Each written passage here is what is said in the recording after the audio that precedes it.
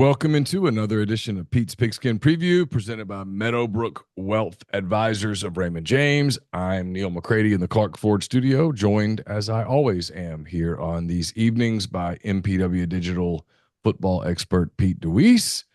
It is Ole Miss and LSU this weekend in Baton Rouge, Saturday night, 6:30, Tiger Stadium. The game can be seen nationally on ABC. LSU had last weekend off. Ole Miss, as you probably know if you're watching this, went to Columbia, South Carolina, and won handedly in Columbia, beating South Carolina 27-3. The Rebels now 5-1 overall, 1-1 in the SEC, ranked number 9 nationally. LSU, meanwhile, is 4-1 overall, 1-0 in the SEC. The Tigers are ranked number 13 nationally. We'll get to all of that in a minute. First, I want to tell you that we're brought to you each and every week by our friends at Meadowbrook Wealth Advisors of Raymond James. It's a full-service investment team based in Jackson, providing financial planning and investment management to clients across the state and surrounding areas. Ryan Geary and his partners are a local team that utilize the strength and resources of a national firm to bring their clients an impeccable level of service. This includes access to investment strategies and portfolio managers not available to all investors. If you're interested in a no-obligation consultation or you just want to be added to their monthly market update email list, reach out to financial advisor Ryan Geary with Meadowbrook Wealth Advisors of Raymond James at 601-368-2215 or ryan.geary, that's RYAN .GEARY at raymondjames.com. Raymond James and Associates Incorporated, member New York Stock Exchange, SIPC. Pete, how are you, sir? Doing well. Good. We're going to dive into a lot of stuff. We got some Ole Miss, South Carolina to look at, and we're going to look at some LSU offense in a moment. Any overriding observations from Williams-Brice on Saturday? Ole Miss obviously played better, and we talked last week about just the matchup in general was different. They try to attack you different offensively, defensively, two completely different worlds in the sense that Kentucky, they are big, they are built on physicality, they are built on length, and really challenged Ole Miss in a lot of man-to-man situations. South Carolina just attacks you differently defensively. They play much wider. They try to set an edge with the speed that they have. And I'll say this, I was impressed live and again rewatching it at the speed, particularly at the second level for the South Carolina defense. I do think that same speed has been one of the strengths of the Ole Miss defense this year is the linebackers' ability to move and play lateral. And South Carolina certainly showed some of the same. I think the reality is Ole Miss was lucky to hold them to 3. There were certainly some opportunities where South Carolina just didn't execute. The flip side of that is Ole Miss easily could have been in the 40s. Yeah, no doubt. And so that's just the case. Either way, you walk out with a 20-something point victory on the road in the SEC and say you didn't play a complete game. You have to be satisfied. Bottom line, doesn't matter. Even if you're playing in the only stadium in the SEC that's not difficult to play at, right? If you roll into Nashville thinking it's going to be easy. So regardless of where you go, a win on the road in the SEC is a good thing, and to do it by 20 points and feel like you left a lot of things on the table, I think is good. I think going on the road this week, obviously, you still want to clean things up, especially with some potential injuries and affecting how you play and who you play with. I'm sure that's spending a lot of time talking about those things, but I thought tonight was a chance for us to kind of look back on some of the things that we talked about going into the South Carolina game, what we might have seen coming out of that game, and then obviously we'll look forward to next weekend and talk about what that night in Baton Rouge may bring us. Yeah, I did not have Clark Lee beating Alabama and shutting up Nick Saban on my bingo card last Saturday, but hey, I wish I had. I do. Listen, Same. It was, I mean, it's funny. I mean, we've all been pointing to this coming weekend as a huge weekend in college football. And we've been talking about it since the summer. And last weekend, I don't know if it can be topped I, just from I from the mean, results and the things that we saw, it was across the board. It was hard to go to bed Saturday night. it was. I was in Columbia, got back to my hotel room. Um, I guess right about the time the third quarter of Tennessee Arkansas started, and needed to go to bed, and begin the process of getting ready to go to bed. And then that game kind of kept going, and you're like, on a normal day, I would just expect Tennessee to go ahead and do this, but today, after what's happened in Nashville, shit, I don't know. And you just kind of kept watching, and then it happened, and you're like, how about that? And then the whole Cal Miami thing should have happened, didn't. Sure. Uh, crazy. It was a crazy day. I mean, for the people that are like, hey, the great thing about college football is its unpredictability. Saturday was your poster child. I Well, mean, listen, we love it when it's not our team. We hate it when it is our team, but it is. I mean, that's part of what's great about college football. No, we obviously we play on Friday. I get Saturdays with the family, and then our staff we meet Sunday mornings at 6 a.m. so that we try to wrap it up in time for coaches to go to church with their family and have the afternoon with their family before we back on the field Monday morning and then in the classroom. So I'm sitting there watching all these games unfold, and they're I've got one on my iPad and a couple on the television, and I'm sitting there looking at my watch, and I'm like, oh, this meeting is going to happen soon. But then Malachi Singleton suddenly in, and I'm like, oh, I know Malachi. He's from North uh, Cobb High School. Like, I've seen him. I know his coaches, and so I just couldn't. Finally, I had to put myself to bed. But obviously, as an Ole Miss fan, put myself to bed at least a little bit happy. yeah, it was fascinating day. The Ole Miss, the Missouri loss to Texas A&M was like it might as well have happened 2 weeks earlier. And the Ole Miss, the way that they beat South Carolina, which you're about to dive into in a minute, was so sort of methodical. Yes. And as it happened, the whole Vanderbilt Alabama thing is happening, and then you launch right into the Tennessee Arkansas thing because Tennessee was everybody's media darling. I'm guilty of it. Shoot me. Sorry. Um, I have a lot of company on that firing line, by the way. So a lot of us are going down together.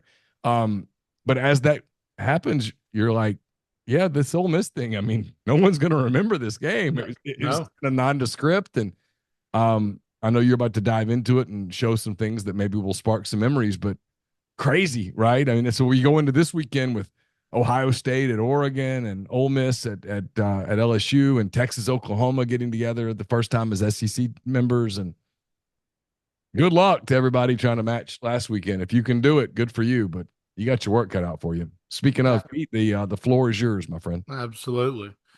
So I'm not going to spend a ton of time talking about got to turn on the ability to share. Not going to spend a ton of time tonight really talking about the Ole Miss offense. There's a couple of things I want to highlight, things that I've seen a lot of people discussing online and on social media, and then kind of tip my cap to the coaching staff a little bit on a couple of things, but also you know just some of the things that I saw overall. Okay. One of the things that I think Ole Miss did a good job of in this game is they broke some of their tendencies. There are certain things that I think the Kentucky game showed kind of how stale they were, how recognizable they were, the way, certain things were often showing up on film. So I'm just going to diagram this, and we're not even actually going to watch the clip. I'm going to use this clip to illustrate something differently. But Ole Miss, two things they like to do is they like to get into what's known as lot of people call it spin. I think Kiffin even calls it spin. So the inside player in spin typically is going to run a hitch route, and then he is going to try to pull that hook curl defender outside, and they're going to come behind him with a dig route. One thing Ole Miss runs out a lot. They do it all the time, different formations. They will also put the tight end outside, bring a faster receiver inside, and they will invert the same concept. So now instead of the outside guy being the dig, the outside guy is going to come and he's going to work the same deal. He's going to try to grab that hook curl defender, and now the slot receiver is going to be the dig. So you're addressing the same thing. You're just moving the window a little bit more inside. Kentucky was all over it last week, and early in the game, first time it gets called by Ole Miss against South Carolina, they are all over it. So the response then from Ole Miss was to now combat it with some double move. It's a play that's been all over social media in the last couple of weeks. I think 2 or 3 weeks ago, DK Metcalf had a big touchdown for the Seattle Seahawks on it. So showing the same spin concept where they're going to be here to grab the hook curl and run the dig. Instead of running the dig now, the outside receiver sticks the dig for a couple steps and then burst vertical. And so what they tried to do was get outside leverage with the corner, knowing he's got something in the flat and trying to get this safety to anticipate and drive the dig. And if you get his hips going forward, it's very difficult for him to now recover on that vertical shot. Ole Miss went to things like this multiple times throughout the course of the game. They went to different double moves where they showed it was going to be like a corner route and went vertical. They did what they always do, which is isolate Trey Harris, and he runs so many hitches in the RPO game that they double move and convert it to a hitch and go. So I thought they did a really nice job of protecting some of the things that they like to hang their hat on. Now you have to play it a little bit more honest as a defense, knowing what the threat exists behind you. Some of the other things that I thought Ole Miss, we talked last week about it in Kentucky when Dart would get flushed out of the pocket. There were a couple clips where they would get into scramble drill mode and the receivers were just stagnant. Nobody really moved. Nobody came to help him. I thought there was improvement there in the game against South Carolina. Whether that's something they went back and revisited in the meeting room on the practice field, or maybe I'm dumb and they didn't revisit it at all, it looked better. Guys found space. They moved to become quarterback friendly in the South Carolina game when Dart got rushed from the pocket.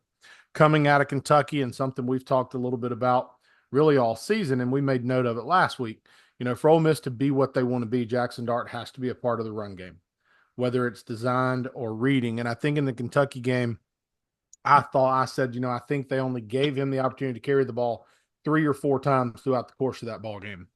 By my count, in doing it kind of quickly as I was going along, I had Ole Miss with 10 quarterback run/reads where he had the opportunity to pull and run the ball, right? Which is, you're more than doubling now what you did in the Kentucky game. We got to the start of the second quarter of the South Carolina game, and right away, Jackson Dart on a power read. And it's okay. They're going to grease him up a little bit. They're going to give him opportunity. And again, throughout the course of the game, until things really especially started to get, more comfortable from a lead standpoint, they ran a version of quarterback power or quarterback trap by my count 3 times. They ran power read twice. They had quarterback draw twice. They ran their quarterback counter where he's got a chance to read the C gap player. And then one time in goal line situation, the short yardage situation, they actually ran him on the design quarterback power. And so clearly they're starting to open that up a little bit more. I do think they still want to protect Jackson Dart. They know how valuable he is to the team. But at the same time, I think they know that in order to execute at a high level against, good defenses, they're going to have to continue to use what is such a viable weapon. Okay. One of the things that I've seen people talk about a decent amount with Dart and in particular in the last 2 games is accuracy on the deep ball. Okay. And there was actually a thread on Rebel Grove this week where, people were kind of debating quarterback mechanics and talking about some of that. And I don't pretend to be an expert. I've studied. I believe in the teachings of certain guys in particular that I've really spent a lot of time kind of following and learning from. But I wanted to just highlight a couple of throws and show you the difference in some of the throws. Now, some of these throws that I pulled from this game that you could have shown where he wasn't as accurate down the field, he's got guys in his feet. The opportunity is not there to set the platform and be accurate. Sometimes the opportunity is there and the mechanics aren't. Okay. So I just kind of really want to show you a couple of examples of differing mechanics on a deep ball. All right. So one thing, I've seen people talk about with Dart is his actual footwork. And the footwork that Ole Miss uses is not necessarily what a lot of people consider to be traditional, but it is a footwork that has become more and more popular as of late. And so you see here when Dart looks to his left, he is basically going to backpedal out. And you do that as a right-handed quarterback to throw left because you're going ahead and you're setting your hips in a better position to throw left. If he were to if he were to take this snap and drop with his right leg and drop back with his hips perpendicular to the line of scrimmage, he would then have to rotate the body fully to set the hallway, as a lot of quarterback coaches say, to throw that football. So Dart's going to start in this back pedal with his eyes left, and he is trying to manipulate the safety. He knows he's got the look he wants. There's a too high. He knows he's got a double move there, and he wants to take that shot on this ball down the field to Wells. Okay, so he's going to start his eyes left to try to hold the safety, and then he's going to set himself back right, and he wants to get his feet in the ground. You see the heels click together here, and then he builds back a little bit of separation. Right now, when I want to throw that ball, my weight should be I want to be balanced, but slightly on my back foot. And now when I go to throw and I push off, I want to see that front foot step towards my target, and I want to see my hip rotate through. Now, you see the hip rotates through. All right, but watch his wide base, because his feet, he gets a little hoppy, and his feet get wide right there. The wide base keeps that front foot from really gaining ground when he goes to transition his weight, and he doesn't get the full momentum and all the, when you start talking about the physics and of the body and creating all of this torque and this power, when he goes to rotate, because he's a little bit separated, because I do think he feels a little bit of pressure, he doesn't really step with the right foot and get any extension of that front knee, and almost throws it off of his back foot more than normal. Now, he still has the arm strength. He doesn't put that front foot in the ground. He doesn't ever really get it in the ground. Now, I'm going to say this too. There were times live that I was like, man, I'm kind of thought they hit the quarterback late. Watching the replay of this, there were a handful of times where I was really surprised at the way officials tend to call games to protect quarterbacks these days. I was really surprised at several throws that I thought South Carolina was lucky to not get flagged. And this is one here, and he doesn't, he doesn't necessarily finish. He gets Dart on the ground, and there is a shove, and I don't know if the white hat thinks that Pettis kind of shoved the defender at the end and the defender couldn't slow down, but you see that call made a lot of times. When the quarterback completes a throwing motion and the body kind of gets into this relaxed position and he still takes a shot, that's oftentimes a penalty. I think you're onto something, because I watch, pardon my voice, I watch most of the game these days with binoculars focused on the line of scrimmage, because I know if something happens, I'm going to be able to watch the TV replay. Yep. And so I'm watching that, and Micah is really interesting to watch because, and look, my next day to play offensive tackle will be my first.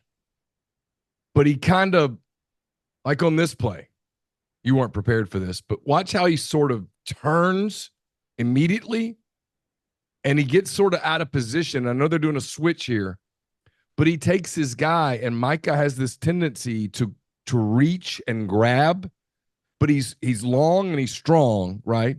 And so I think the referees, the umpire, everybody, I think they can't sometimes decide whether he's holding or not. I agree.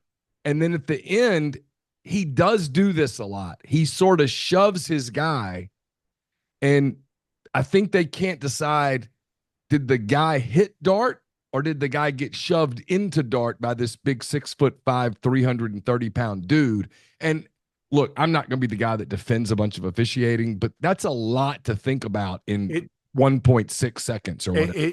There's no question. It all happens fast.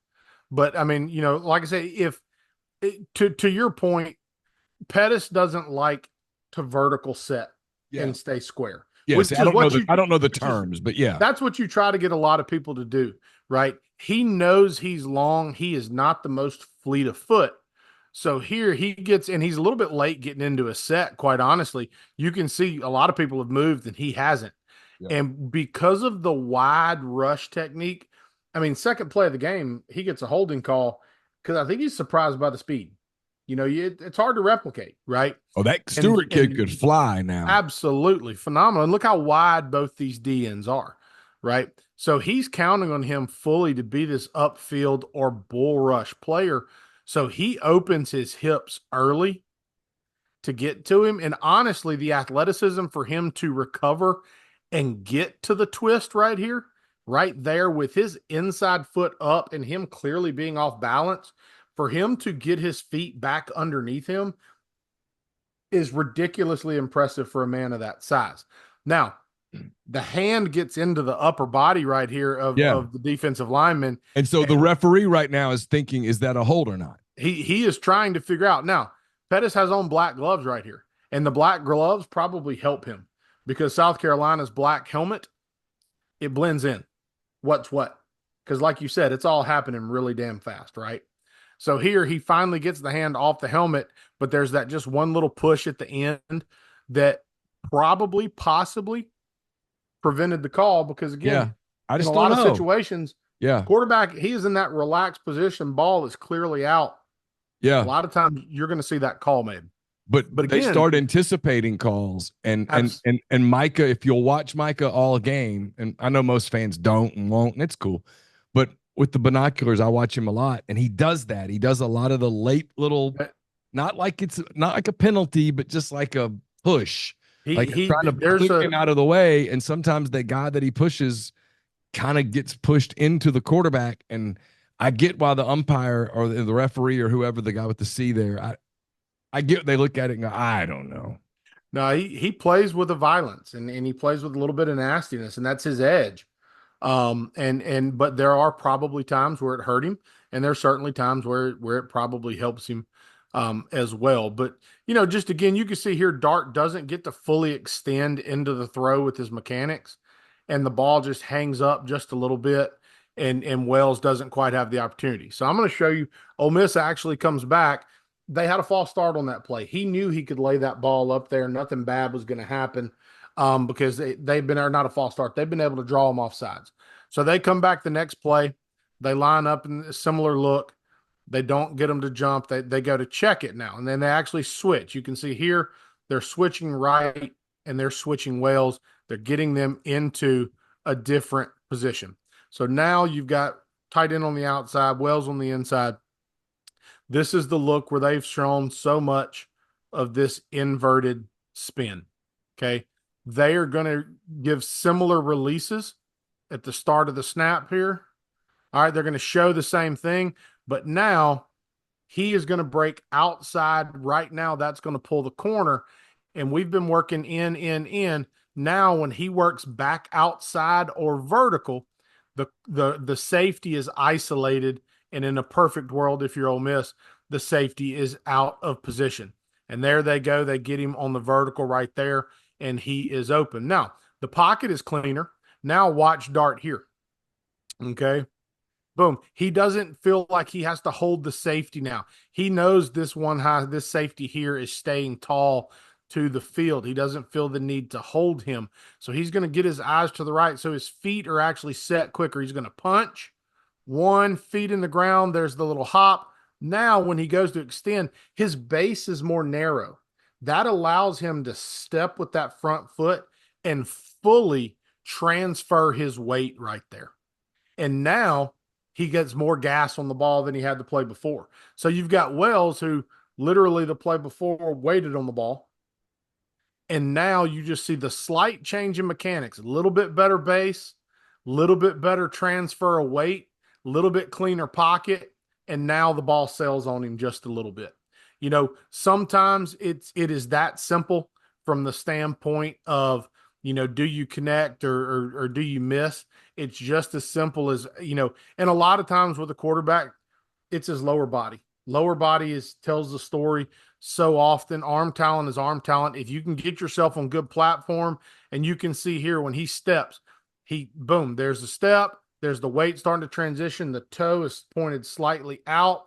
Elbow leads him to the target, and it's on target. It's just, again, Wells is not quite there. So just a little thing when people talk about accuracy, when you watch those games, if you're watching at home, if you're watching in the stadium, you're going back and you're looking at things. Look at the base of the quarterback. Watch his ability to step in and transfer weight, and watch as that back hip comes through. And that's going to tell you a lot about how much he's able to get onto the ball. That's not only going to affect velocity and strength, but it's also going to affect, accuracy as well. So one thing that we saw Ole Miss come to in this game, people have been talking about where's the outside runs. They added some outside runs. We saw some toss sweep out of Ole Miss in this game. And for the first time, and we didn't see it a ton, but really one of the few times this season where we've seen it more than once is we saw Ole Miss start to get into some outside zone. So here they are backed up. This is late in the game. I think fourth quarter. They are going to try and get they're going to try and get them to jump. They don't get it. Okay. So now they're going to try to run an outside zone to the right of the offense, the left of your screen, if you were watching this at home. And I have a belief that with Kiffin, there is so much repetition and consistency in their base stuff. And that's why they execute that at a high level a lot of times, is because they do it so much. They don't try to pull in 87 different schemes and be good enough at some things to hurt you. They try to be great at 8 to 10 things, and then they're going to sprinkle and pepper you with enough things to kind of add some flavor week to week and try to be explosive. If you are going to be a good wide zone team, it is expensive. It takes a lot of time. And one thing we know about the Ole Miss roster up front is the amount of turnover that they have had, not only in the offseason replacing guys, but from an injury standpoint in the rotation and where guys have fit in. It is hard to get into some of these things that have been a big part of the offense in years past, because there's a lack of consistency with the guys you're doing it together, and it matters so much. So they're going to work this outside zone here to the right of the offense. So in theory, he is trying to reach this gap. He knows if the end slants, he is expecting the guard to take over. Okay. Guard's in a tough position here. He has a wide kind of gapped defender that's in this kind of wide three technique. Okay. And he may not even realize how close number 6 is adjusted his alignment, because just a second ago, he was standing up out wide. So a lot of times you get this tight, it is because you're going to get some type of a spike right here. Okay. So here, Pettis goes to take his step. 6 goes inside. In a perfect world, with there not being an immediate threat outside, you would love to see him here get that second foot in the ground and be vertical with that second step so he can apply some hand help. You need the right guard here. Okay. He should be reading the knee of this defender. It's the way a lot of people teach it. Can't tell you it's how Ole Miss teaches it, but you read that knee. If that knee disappears, his eyes should immediately go to the next outside defender, and now the center has to take over. If that knee charges upfield, he knows that is going to remain my defender until somebody bumps me off of him. So if you watch Ole Miss's right guard here, he takes his step, and now when the 3 technique chases inside, his eyes are late. He sees it late, but he sees it too late. So his eyes are late to number 6 right there, the DN that is spiked in, and he misses on him. The miscommunication there, and part of it, again, we talk about how you have to work this together. Pettis is taking this wide angle. His angle is not as wide. So what you do is you widen the gap now that the defender is actually able to try and take. Now, I will say this. This is a phenomenal job, center backside. Okay. You watch here. It is hard on this center to reach a 3 technique. It helps when the 3 technique pinches him, but you can see his flat angle of departure. It almost looks like he's pulling. He is freaking perpendicular to the line of scrimmage.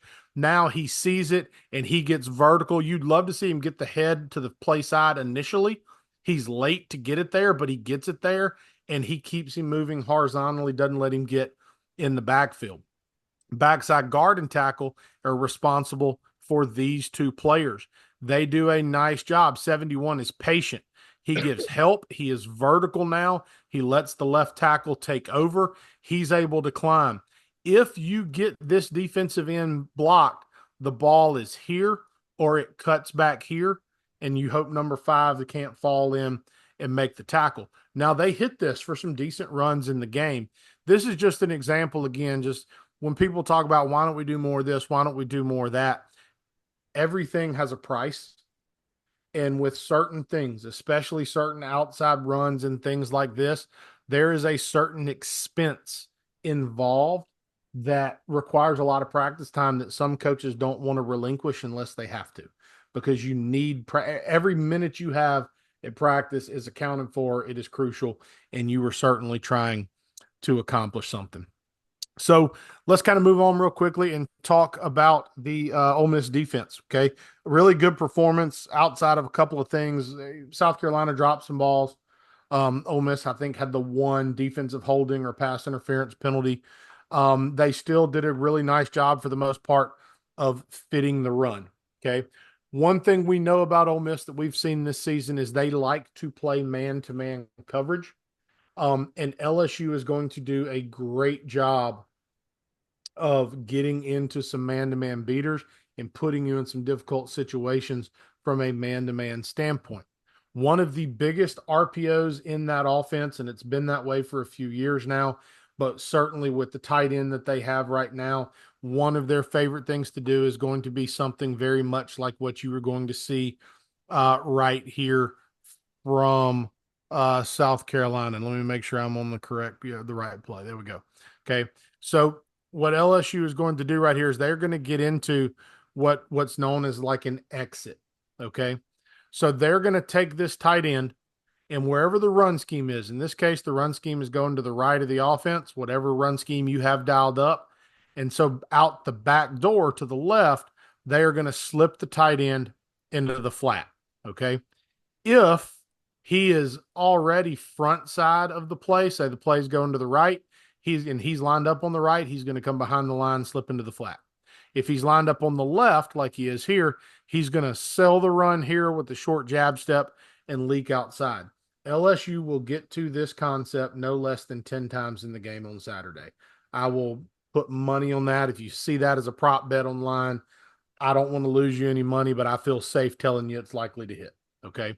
So here, South Carolina is going to motion to it, and they are going to get into what has become one of the most popular RPOs in modern football.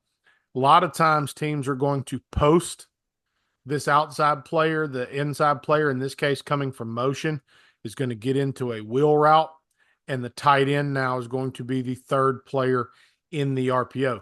Here, South Carolina is going to run kind of a modern adaptation you're seeing more people do, where they're going to curl, wheel, and flat. LSU will get the ball to their tight end multiple ways throughout the course of the game, and this is certainly one that we're going to see. You see here, quarterback is in the mesh. He pulls it. Ole Miss initially, they are getting into their coverage right here, and they are going to play man-to-man.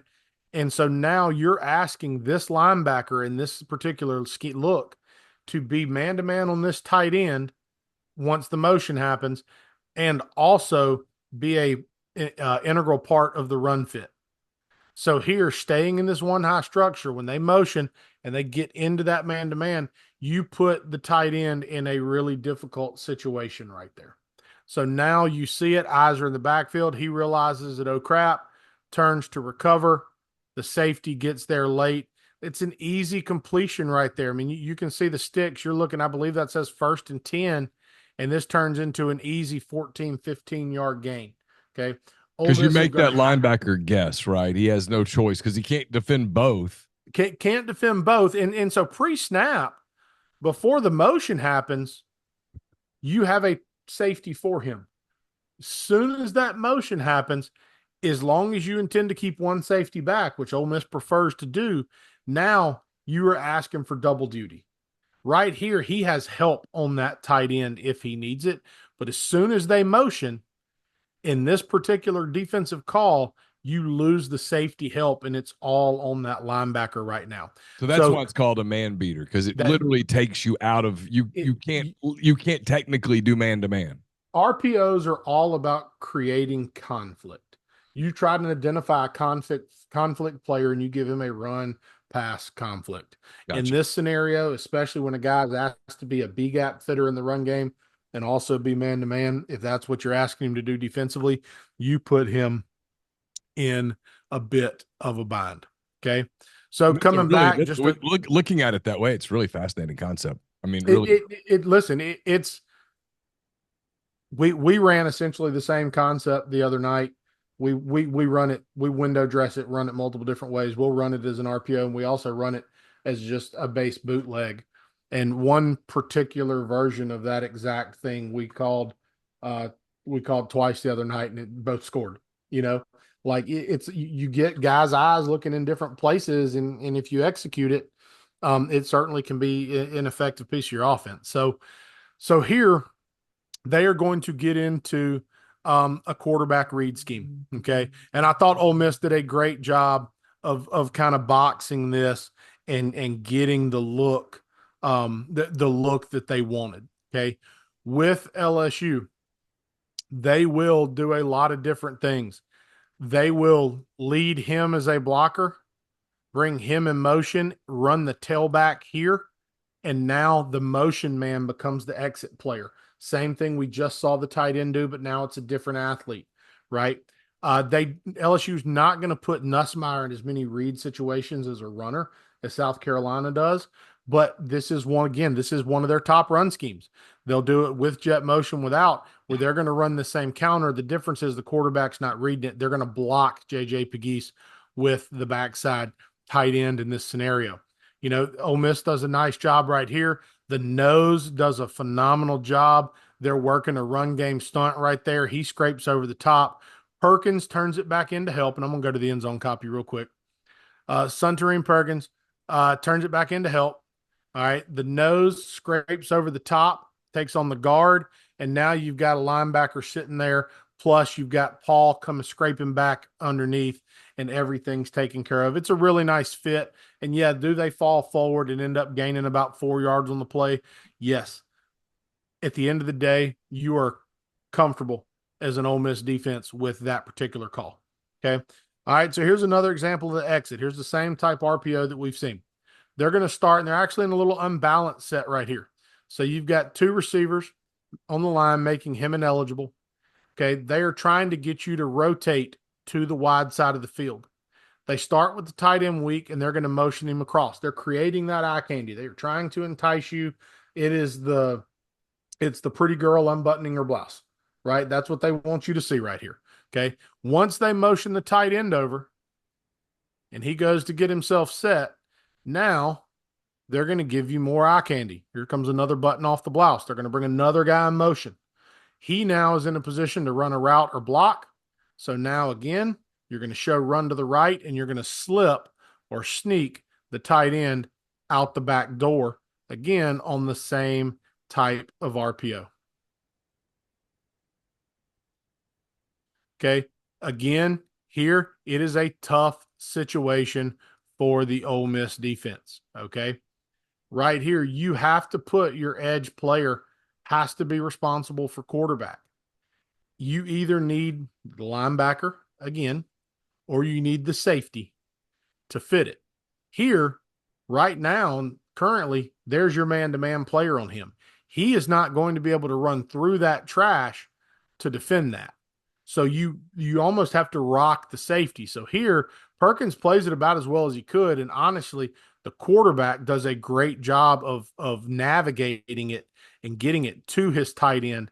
And then a lot of credit to the corner down here for recognizing he's blocked.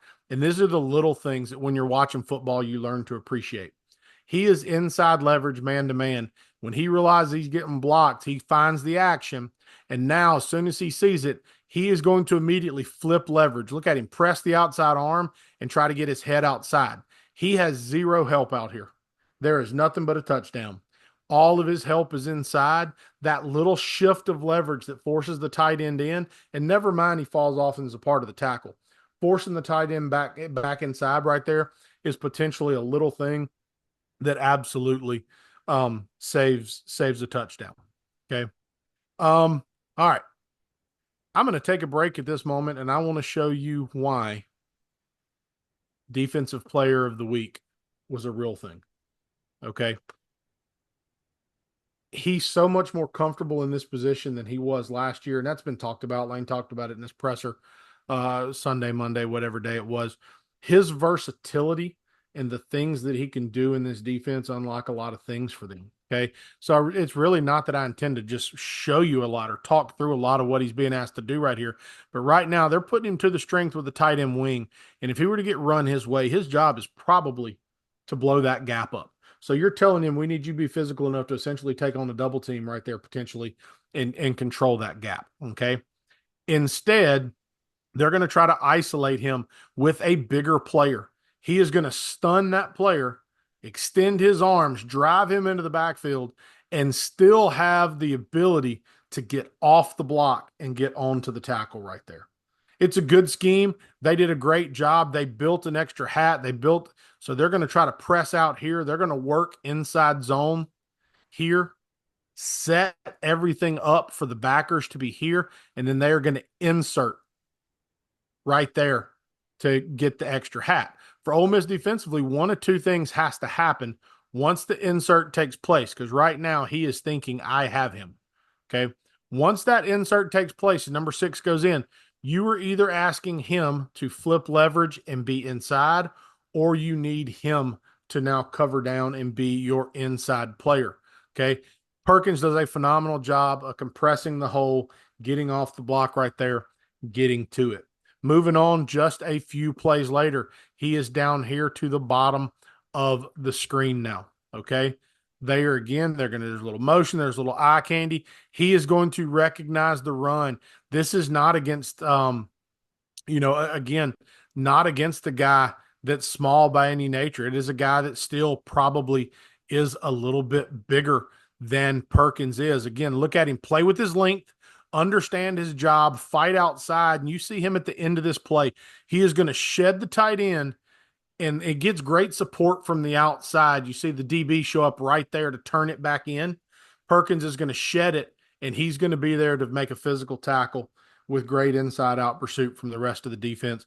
Last year, he wasn't playing at that level. He couldn't do those things, and the way he's doing it right now, especially with guys being out along that front, it is unlocking so much more potential for this defense. Okay. Going to the next clip here again. Okay. Now we're finally going to get a pass rush. All right. He is going to take an inside set on an offensive tackle, and he is going to command the tackle and the guard, and that is going to free Walter Nolan to come around on the twist. Pegues comes around. He wins his one-on-one matchup by abusing the center on the other side. But then there's the win right there. Again, extremely athletic quarterback of South Carolina. Perkins' ability to get out of that now and affect. So he affects the pressure. He sets Nolan and Pegues up for this sack. If Sellers is able to get out of this, Perkins is athletic enough to get out late and still be a factor in the rush right there. His athleticism, his understanding of the scheme, all of it absolutely continuing to improve. The other thing that you see more and more of now is, and I'm going to go back to the wide for this, is they feel much more comfortable dropping him in coverage. They can use him in the rush. He's effective in the run game, and he does a great job right here understanding what his responsibility is. Takes a little peek, find my danger. Where did my guy go? He went out. Something's coming in. I'm going to level off. I'm not going to play too deep. I'm reading the eyes of the quarterback. I know he's looking my way. He effectively covers both this little pull route and he's underneath this backside dig. He handles all that extremely well. Now he gets into pursuit late. So just his versatility, his growth in the defense has really been good. Okay. Last thing I'm going to show you in this clip, and it's something that South Carolina went to a couple times in this game. Certainly something I would not be surprised to see from LSU, but they're just going to run a basic mesh concept. Okay. They get into this bunch look, and this is the one in the game where the receiver falls down, and if he doesn't, Lord knows what happens, but it's certainly going to be. I remember this play. Yeah, absolutely going to be a big play. Okay. So Ole Miss it's the right call at the right time. That happens sometimes. Okay. Ole Miss has they've subbed here, and this is Perkins, and he is going to be a spy. They're putting him spying on the quarterback now. Okay. So you've taken one less player out of coverage. Okay. They are trying to play some type of man to man, is what it looks like. Man to man here on the tailback. Okay. And here they're playing essentially, it looks like, with the outside leverage, honestly, it may not be man to man. It may be some type of a zone. Okay. So he lets him go. If you're playing man to man, you typically have one or two responsibilities. Most common thing people talk about is there's what's called Meg and what's called Mod. Okay. Meg means man everywhere he goes. He can run a shallow route. He can run a fade route. He can run to the bathroom. And if you're playing Meg, you go with him. Okay. Mod, some people teach it as man on demand. Some people teach it as man over depth. So if he were to do anything where he is going to push vertical for 3 steps, no matter what he does after that, he would be mine. If he were to push inside flat or shallow right now, I'm going to pass him off, and I'm now going to get depth and take the next thing that comes to me. Here, playing outside leverage, it looks like they're playing some type of a zone coverage right here. Okay. So that's why they're going to pass him off. Because you have the spy on the quarterback, you lose the other inside backer, the other curl defender that would naturally pick him up as he comes across. But where the disconnect seems to happen is he thinks he's man, he thinks he's zone. So when the back expands and he goes inside, you would like for them to communicate that and pass it off. What you see instead is both players go to the running back in the flat. Because he's in spy, there is nobody to catch this mesh as it comes back underneath the other direction. If I had to guess, they want this here. If there's nobody threatening him to the flat, he's taught collision and sync. If they communicate it properly, he gets passed all the way off to this defender. And if he comes off right here and collects that, Ole Miss is in good shape. Okay. He doesn't collect it. He continues to carry it vertical. The safety sees it, but it is way too late. The corner doesn't want to turn the dig off, and Ole Miss gets very lucky on that particular call. They actually run it again later in the game. Damn near the same thing happens from a coverage standpoint. He pops open again, and they just miss connecting on it. So, again, Ole Miss defense did some really good things. They're starting to really be able to take advantage of the versatility and the capability of some of their players. Okay. Some of the things I highlighted there were things, like I wanted to talk to you about that you're going to see from LSU. So I went back, looked at, I wasn't going to watch Nicholls State, no offense to them. Didn't spend a ton of time on South Al or UCLA. I'd already watched the South Carolina game. I wanted to go back and revisit the USC game. Okay. And you see some good things here. Well, you see USC, they're playing some coverage structure similar to what you might get out of Ole Miss. You're seeing some man-to-man. You're seeing some things in the front that at times resemble what Ole Miss is going to try to do. So, God, what a uniform game this is. I'll be honest with you, that absolutely played a part in my decision as well. I mean, so sometimes you just got to tip your hat. That is magnificent on both sides. The flip side of it is the UCLA LSU game was awful to watch. You didn't like those unis? Just listen, I just wasn't for me. Okay. Wasn't for me. Sorry. I did like the UCLA road, the all white with the gold top. I know I do. I love that uniform. For whatever reason, looking at it next to the LSU, maybe it's the gold and the yellow, and it's just fair enough. Not for me. Okay. I understand.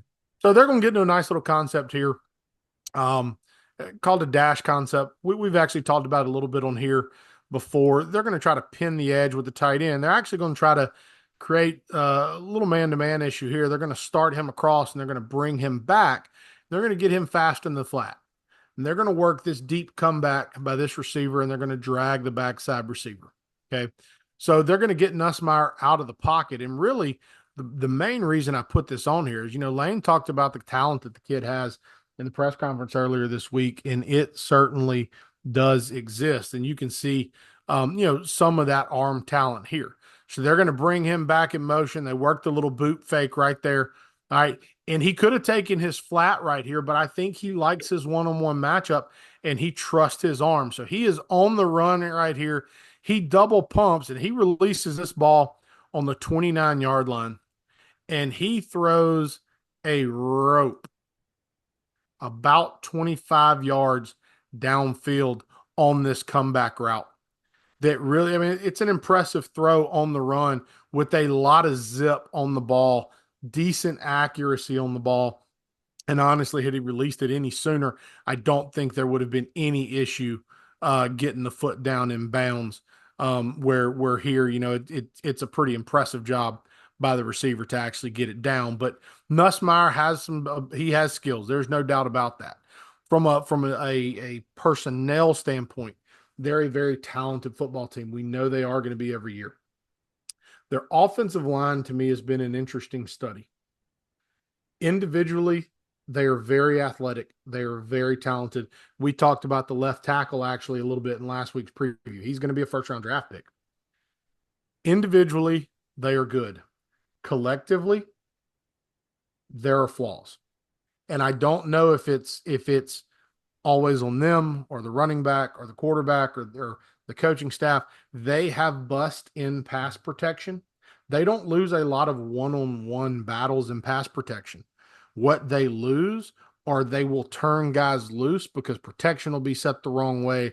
Somebody will fit something wrong. A late blitzer gets them. And so that's what I think you're going to have to see Ole Miss really try to exploit in the pass rush, to try to create confusion with numbers in the pass rush.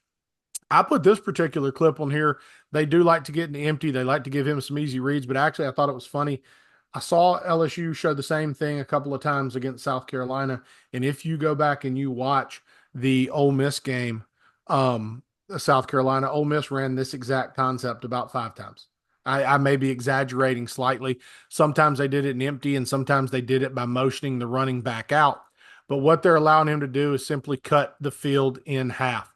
They're going to work a 3-man snag concept. So he's in the flat, he's a snag, he's in the flat.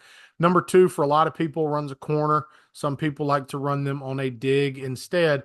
And on the backside, they're going to put an option route, a lookie, as a lot of people call it on the backside. He's going to push vertical to clear it out. So his job typically is going to be slant until you can't. Once something takes away the slant, you're going to stick your foot in the ground and work back outside. Some people are just going to work forward, and they're going to, where's the grass? Okay, I've gained my depth now. There's nobody inside. Go inside. If a linebacker or somebody were to pop out, I'm going to work back outside. But it's all about having that option and that opportunity to go find the grass. Here, he's able to make a simple declaration of coverage. You have 4 defenders over 3 when you cut the formation in half. He knows he's going to work his backside now. So he's going to get his foot in the ground, and all he's doing right there is making sure he's on the same page. The receiver realizes there's nobody inside of me. I'm going to go take it right now. Against South Carolina, when Ole Miss ran this several times, it was Jordan Watkins, and it turned into an out route into the boundary almost every time. They would let them go ahead and bring that pressure, make the safety respect the vertical, run the corner off, and create easy throws into the boundary. So I think you'll see some simple things like this where, again, they try to identify, coverage-wise what Ole Miss is going to give them and try to create matchups with simple, easy reads for the quarterback. All right, here's our first look at one of those exits. And this is literally carbon copy damn near of what I showed you in the Ole Miss South Carolina game a minute ago. Start in the unbalanced. They're going to motion number 4 across. I'm a purist. This is not Canada. That should have been a motion or penalty because he's going forward in the motion right there. But there he is. He's coming to block the corner. So there's Nussmeier. He is reading 13. Okay. If he feels like 13 is upfield, he's going to hand the ball off to the tailback on this zone scheme. That is what he thinks happens here. If 13 squeezes at all, he's going to pull it right there. And you can see in this particular scenario, if he does pull it, I don't know who has Taylor in the flat, but I would anticipate early and often watching the tight end slip out into the flat on these exit routes and looking to see who on the Ole Miss defense is going to account for him in these particular schemes. Okay. Showed you in the Ole Miss South Carolina game, showed you an example of the GT counter where the guard and tackle are going to pull. So this is the same route formation that I just showed you a moment ago. Okay. Now they're not going to motion anybody. They're going to block for a bubble screen to this side. Okay. And they're going to run counter. They're going to block down. They're going to build combos, block back. They're going to pull this guard to kick out or log the first thing. They're going to pull their big tackle around for the second thing. And they're going to dig this outside defender out with their tight end. Easy numbers read for the quarterback. Again, you have 4 guys over 2 potential blockers. There's no way in hell you should be throwing that football. So he is going to make the handoff right here. There it is. And they do a great job, and you can see it from the end zone. They do a good job. Again, they are big, athletic, skilled individuals. There's the kick out right there. He does a great job of getting the head inside. He is going to run through contact. Don't get great movement right here, but they occupy bodies. And when 66 comes around, he is going to clean things up, and that gets the back vertical on a DB. Okay. Coming back again, here's another look at exit. This was actually I lied. This is another look at another way that they run counter. This was a really creative way from the game. A lot of times when they run counter, they will also run it with the guard, and instead of the tackle, they will pull the tight end. Okay. Typically when they do that, that tight end is going to be right here lined up just outside of this tackle. Here they widen him out. They put him in the receiver stance. And they actually get empty, and they motion the back around looking like he's about to run a swing route to the field. Instead, he's going to stick his foot in the ground and come back the other direction. And it is going to create this little bit of misdirection trying to get the secondary. And you can see what happens. This linebacker starts to adjust and bump out as soon as he gets the motion right there. And now they've got a 5-man box with 6 guys to block it. There's the execution, double kick out. And now you insert, and it is an easy 7-yard gain. Okay. You don't get this look from Ole Miss very often where you've got nobody in A gap. You are going to have a big body in A gap. It is not going to be quite as easy, but Ole Miss is going to have to do a good job accounting for motion and then obviously continuing to be sound in their run fits, which has really been a strength so far. Okay. Here's another example of the exit. This time, instead of using it off of a tight end, they are going to do it with the motion receiver. They're going to leave the tight end attached to the core. They're going to block. Again, easy read for the quarterback. Does this player stay attached? Does he expand? If he stays attached, does the safety come down? If the safety comes down, they're probably going to crack him with the outside receiver. Okay, very simple read again for the quarterback.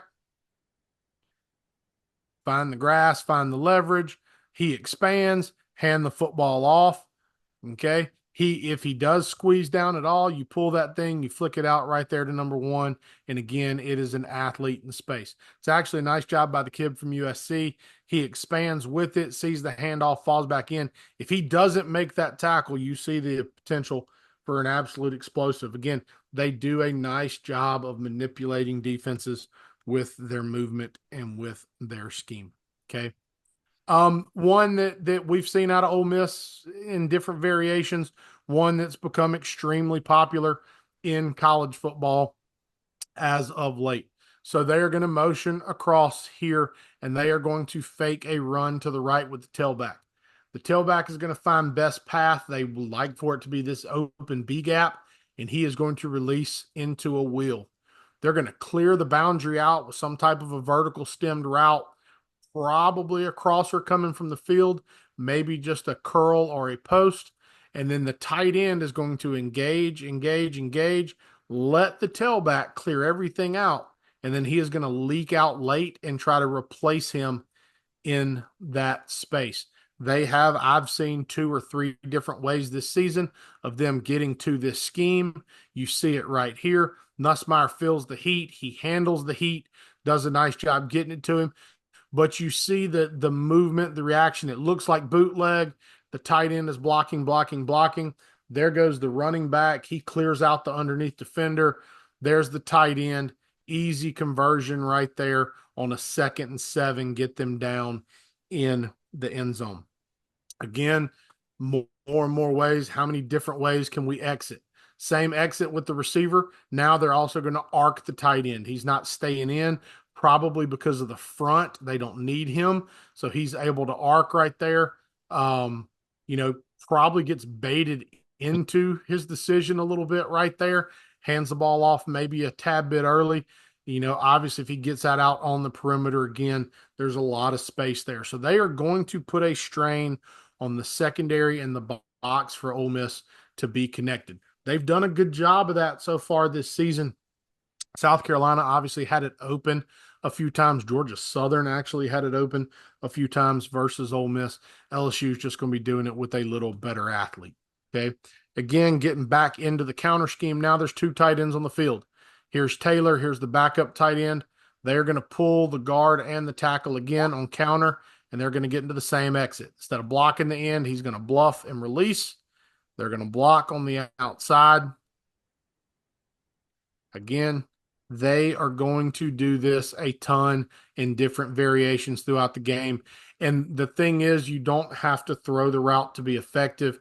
You can see the effect it has here is you have 2 defenders fully committed to finding the tight end right there.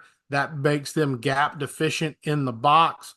That is poor structure. It is fairly well executed, and it sets them up for an explosive run in the game. And then just kind of the last one that I wanted to show you, and there were several clips from different games. They do a very nice job of creating rub routes against press man. The Ole Miss was going to play a lot of man, but they don't always play a lot of press. So rub routes can look a little bit different. If you come down and try to get aggressive and press them, they have answers for a lot of different things. Okay. So you can see them here. He sees what's coming. They motion the tight end across. That gives him the indicator. He knows what he's getting right now. He knows it's man-to-man, so he's going to adjust his receivers, and they are going to get into what is a extremely basic, nothing exotic rub route. It is an inverted smash. So he is going to stem inside, and he is looking for anybody that comes down to play man-to-man on his inside receiver, and he is going to run through him to create a rub, and he's going to push vertical and then back out to the corner. The inside receiver is going to release to try to get in the wake. He wants to, just like if you were wake surfing or wakeboarding behind the boat, you want to get in the wake of that other receiver. And when he creates the rub, you want to flash out and be the outside player. If the corner runs with, collisions, and stays with your outside receiver, and you effectively create the rub right here, it is an easy throw and catch. If he plays off, if they banjo it, so now, in other words, if he backs out and they say, okay, you take what comes in, I'm going to take what comes out. When he goes in, he gets in the wake and he sits there and he's patient. When he comes out and he jumps it, now this guy who has inside leverage is at a disadvantage when he breaks tall to the corner. So very simple man beater, one that you see at every level. It's one that we carry in various fashions every freaking week. And they execute it right here, and it gets the nice little knockdown, and the DB trips. I mean, honestly, he doesn't have to go collision the safety. What he realizes is, okay, the safety's about to go over the top, so he gets vertical. That pushes his corner deeper, actually causes the safety to trip over the corner, and it's just an easy throw and catch. Even if the safety doesn't trip on the corner right there, you see the first down is going to happen. Oh, you yeah. know, Yeah. I would 100% argue that offensive pass interference might have been a thing on this, and I'm not one you're going to hear that about very often. But at one point, the receiver is kind of squared up right there, and you see that outside arm is on him. Yeah. Had he That's OPI. engaged anymore, you probably get that call. He does just enough there. It's well executed. It's an easy throw and catch. So, if Ole Miss chooses to walk down and press, which is not where they typically want to play man-to-man on the outside, at least based off what we've seen this season, you're going to see a lot of rub routes. In any other fashion, you're going to see motion to get to easy runs and easy throws. You're going to see them continue to try to run the football. It's going to be a ton of zone and a ton of counter. They're going to move the pocket with the quarterback, try to really split the field in half some for Nussmeier. But they're also not going to be afraid if they get their guys isolated, they're going to push it down the field. So the way the Ole Miss defense has played this season, if they cannot hurt themselves, I think they'll be fine. Yeah. But like you and I talked about before we started, it's a Saturday night in Death Valley and whatever and all the fun that goes along with it. The reality is it is going to take an effective night from the LSU offense to beat this Ole Miss team, unless this Ole Miss team absolutely implodes offensively and on special teams. Yeah, the one question I have, I think Ole Miss wins the game. The only thing I wish I knew, and I don't know that it'll matter necessarily, but I'd love to know what Trey Harris's status is. Is he healthy? Is he going to go? How effective can he be? Because he's been such a just stalwart in that offense, and he has become Dart's sort of security blanket. Absolutely, everything. I mean, he's 52 catches in 6 games, and he leads the SEC in basically in every receiving category. I mean, there's some good receivers in this league, and he's blown away all of them. And so, if he's not there or if he's not effective, can other guys step up? And I think they can, because I don't think this is a very good LSU secondary. They don't have, they've always had that elite corner, and sometimes they've had 2 elite corners, and they don't have one now. They've got one young guy that's got a chance down the road, but he's not there yet. And they don't really have anybody defensively that cuts the field in half, that just dominates. And so, I don't know that if you could get away with not having Trey, this might be the day you could do it. But I'd love to know that, hey, I'd love to know what that status is, because like you said, the whole nighttime at Tiger Stadium, 100th anniversary of Tiger Stadium, all the stuff, they're going to be liquored up and loud, and they'll play the Billy Cannon video 20 times. I mean, it's and Ole Miss is the better team, but the longer the game goes competitively, the more if you're LSU, you don't have to be the better team. You just got to be better for 10 minutes or 12 minutes or whatever the case may be. And again, Vanderbilt just beat Alabama. Arkansas just beat Tennessee. It can happen if you shorten the game. Absolutely. So that's where it gets kind of interesting. But I think this is a game Ole Miss wins. I actually thought South Carolina was more dangerous than LSU, which means nothing. But I still sort of thought it because of Carolina's speed on the outside, disruptive. Dylan Stewart's a beast. If you watched him on binoculars all night like I did, you're like, that dude, wow. Yeah, he's good. His first step, second steps, it's really remarkable. Should be a lot of fun. Ole Miss, LSU, 6:30 on ABC. We will not have a show next week because Ole Miss doesn't have a game next week. So we'll be back in 2 weeks. We'll take a look at the Oklahoma Sooners as they get ready to make their first trip to Vaught-Hemingway as a member of the SEC. So we'll talk about that game in a couple of weeks. Again, our thanks to our friends at Meadowbrook Wealth Advisors of Raymond James. Get in touch with them at 601-368-2215 or at ryan.geary@raymondjames.com. Pete, anything before we go?